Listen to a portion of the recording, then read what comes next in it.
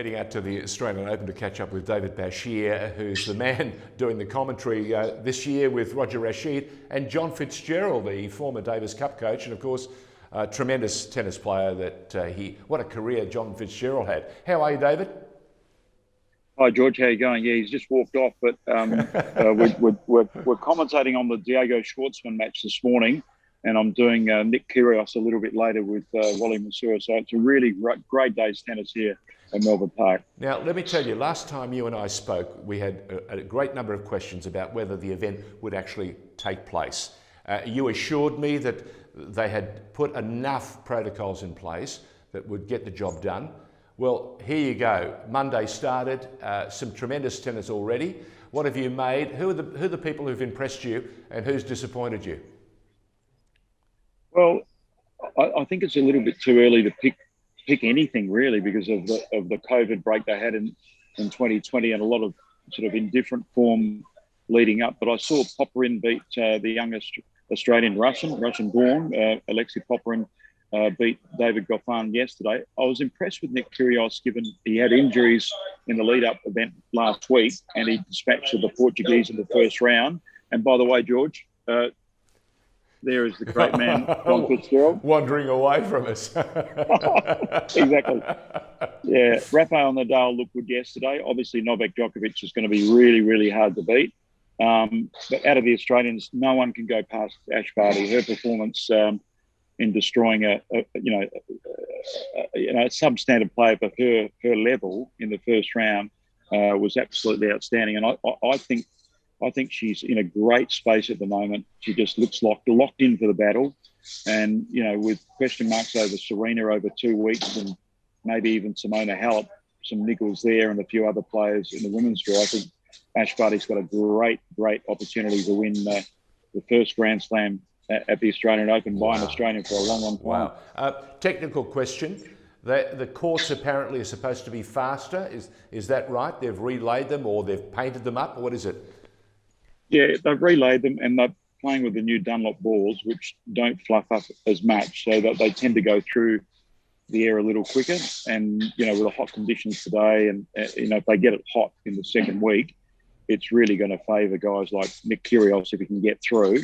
And his opponent tonight, George, Ugo Humbert, is a very, very good player. So nothing's given tonight. He is a slight favourite to win that match. But Humbert's one of the most improved players in 2020, a young Frenchman who's got the world at his feet. And unlike a lot of French players, hard courts are his favourite surface. So look out for him tonight.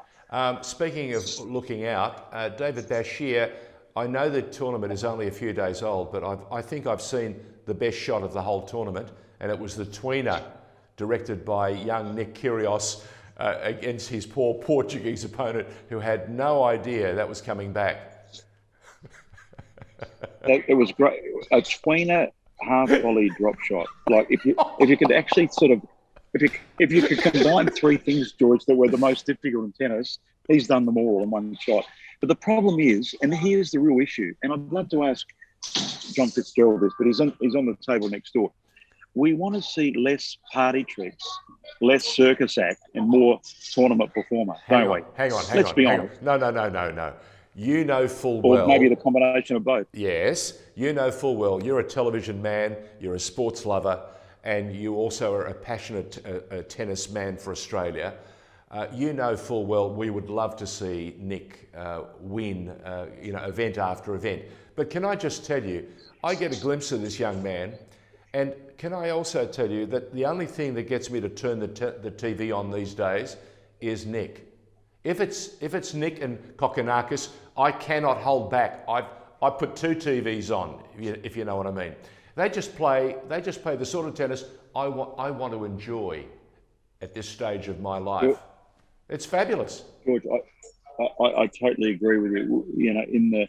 In the era of relentless baseline pounding from sort of robo pros, they are a refreshing change. I totally agree with you. But I think with the rock and roll and the vibe, we just want to see him realise his potential. I think the whole country wants that. And he's got Grand Slam potential. But the problem is, George, he's 25. he doesn't have a full-time coach. The years will spread away. And I had a quick chat to Mark Philippoussis yesterday. He's also doing some commentary for the World Feed. And he was very quick to point out that, quickly, if you pick up injuries, the years just roll by.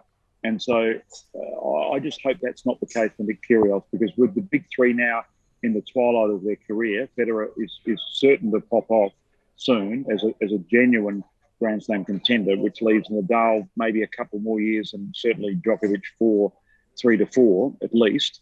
This is Kyrgios' time if he can get all those elements right. No, you make an awful lot of sense.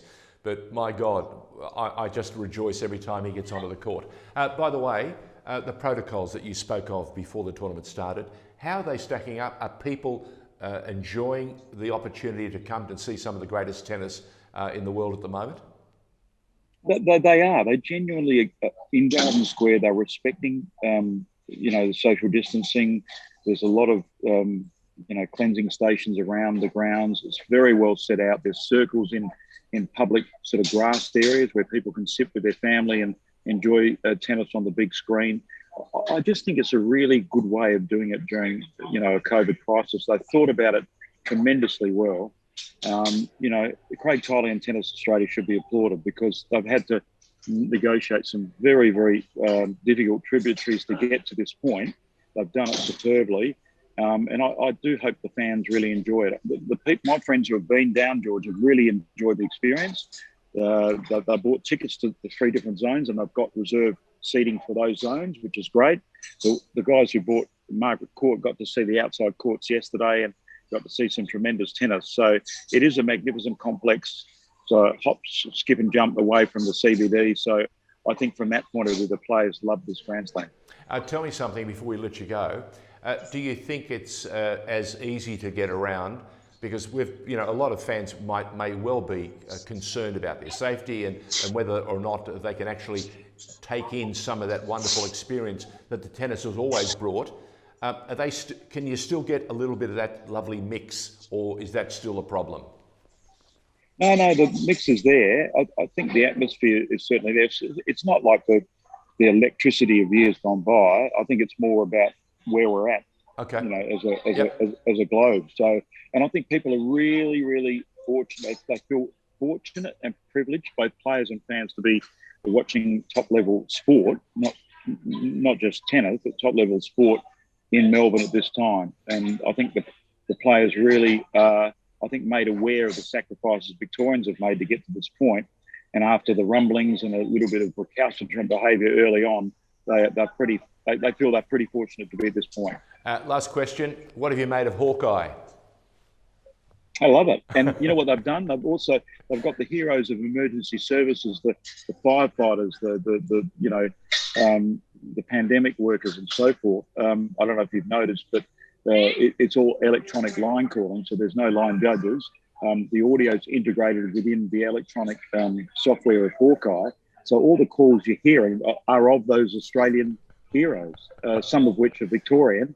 So it's a great initiative, just to respect and acknowledge, the efforts they've put in across, the bushfires this time last year, and all the trials and tribulations of the pandemic year.